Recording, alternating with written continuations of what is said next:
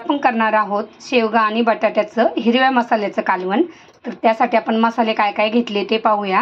यासाठी आपण घेतले आलं आणि लसूणचं जाडसर वाटण, त्यानंतर खोबरं, हिरवी मिरची आणि कोथिंबीरीचं वाटण, त्यानंतर खोबरं, कांदा, थोडंसं जिरं आणि चणे भाजून याचं केले आपण हे वाटण। तर हे पाणी घालून केलेलं वाटण आहे। आणि यासाठी मसाले घेतलेत हिंग, हळद, त्यानंतर धनापूड आणि आपला घरचा जो लाल मिरचीचा आणि मसाल्याचा जो मसाला तयार केलेला आहे तो घेतलाय मी 1 ते 1.5 चमचा आणि चिरलेली कोथिंबीर। चला तर मग आता आपण करूया फोडणी। मी लोखंडाच्या कढईमध्ये मसाला भाजून घेतलेला आहे आणि याच कढईत मी भाजी फोडणी करणार आहे। दिसायला जरी कढई काळी वाटत असेल तरी त्यातून आपल्याला लोह मिळतं, म्हणून मी तुम्हाला याच कढईमध्ये रेसिपी दाखवते। तर सगळ्यात पहिली आपली फोडणी जाईल ती जिरीची, त्यानंतर कढीपत्ता, त्यानंतर आलं आणि लसूणची पेस्ट। आता यानंतर आपण घालूया हिरवी मिरची, खोबरं आणि कोथिंबीरीचं वाटण।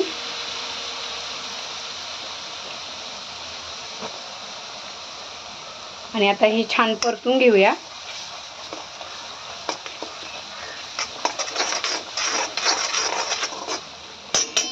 मस्त आलं आणि लसूणचा सुगंध येतोय। आता हे छान परतून झालं की मग आपल्याला घालायचे हे मसाले, हे तेलावर आपल्याला चांगले परतून घ्यायचे।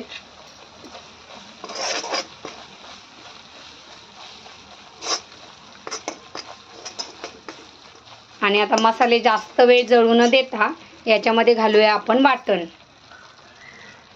आता यावर मी वाटण घालून घेतलं आणि याच्यावर घालूया कोथिंबीर आणि आता आपण छान मिक्स करून घेऊया हे।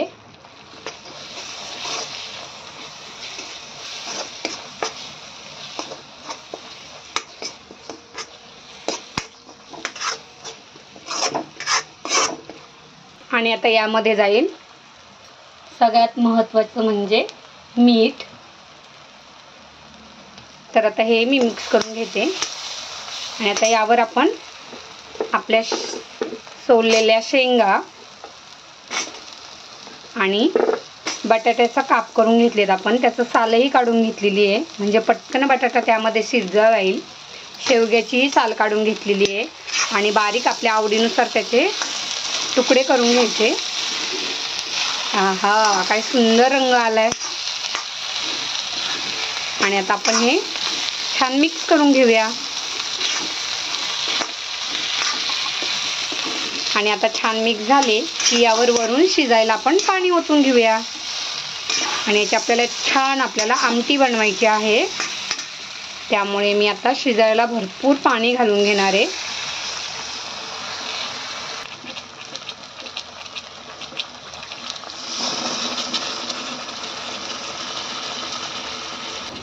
आपल्याला शेंगा आणि बटाटा शिजवायला पाणी लागणार आहे, त्यामुळे मी यामध्ये जवळजवळ 2 ग्लास पाणी ओतून घेतले, जेणेकरून आपल्याला शिजल्यानंतर रस्सा शिल्लक राहायला पाहिजे इथपर्यंत आपल्याला पाणी घ्यायचे।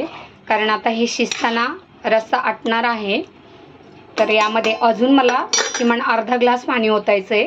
कारण नंतर पाणी ओतलं तर कालवणाची टेस्ट आपली जी आहे ती कमी होते, त्यामुळे नेहमी शिजतानाच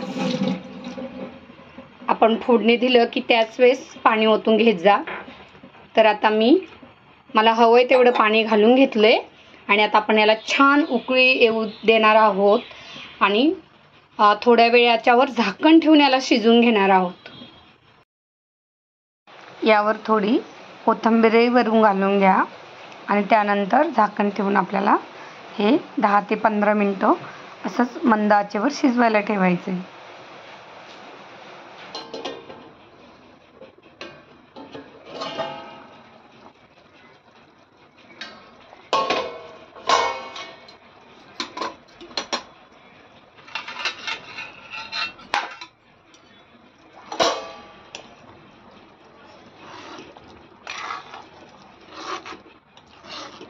आपलं कालवण शिजून रेडी झाले।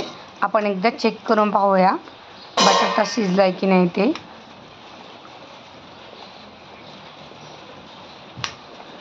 तर मस्त आपला बटाटा आता शिजून रेडी आहे. कालवण आपलं चांगलं उकळून झाले आणि मस्त बटाटाही त्यातला शिजलाय. आता आपलं कालवण झाल्याबरोबर हे मी गॅस बंद केलाय आणि हे कालवण लगेचच दुसऱ्या भांड्यामध्ये काढून घ्यायचं, नाहीतर लोखंडाच्या कढईमुळे आपल्या भाजीचा रंग बदलून जातो. त्यामुळे लोखंडाच्या कढईत नेहमी जेवण बनवताना हीच काळजी घ्यायची की स्वयंपाक झाल्या झाल्या त्यात बनवलेली भाजी दुसऱ्या एखाद्या भांड्यामध्ये काढून घ्यायची आपल्याला. तर आता मी दुसऱ्या भांड्यामध्ये भाजी काढून घेते. मी अशा प्रकारे भाजी दुसरीकडे काढून घेतलेली आहे आणि अशी छान भाजी झाली. बघू शकता तुम्ही याची ग्रेव्हीची थिक आणि खूप टेस्टी लागतो हा शेवगा बटाटा. नक्की तुम्ही या पद्धतीने ट्राय करून पहा. करायला सोपी आणि खायला खूप टेस्टी अशी ही भाजी आहे. रेसिपी आवडलीच तर नक्की लाईक करा, शेअर करा व हा व्हिडिओ जे नव्याने पाहतात त्यांनी माझ्या चॅनलला नक्की बेलचं बटन दाबून सबस्क्राईब करा. धन्यवाद.